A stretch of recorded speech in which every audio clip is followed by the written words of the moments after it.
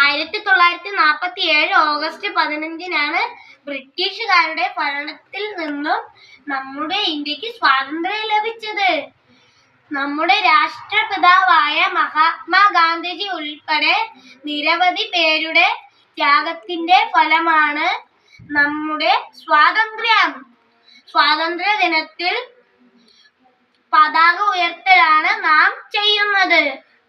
നമ്മുടെ ദേശീയ പതാകയ്ക്ക് 3 നിറമാണുള്ളത്. മുകളിൽ കുങ്കുമ നിറം, ഇത് ത്യാഗത്തിന്റെ നിറമാണ്.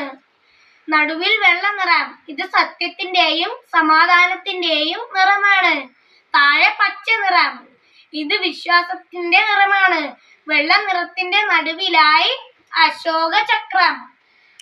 അശോക ചക്രത്തിന് നീല നിറം.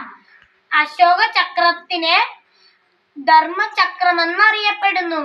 അശോക ചക്രത്തിന് 24 ആരക്കാലുകളുണ്ട്.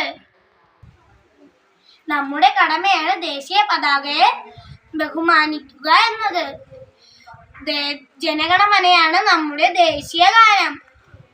1950 ജനുവരി 24-നാണ് ദേശീയ ഗാനമായി സ്വീകരിച്ചത്.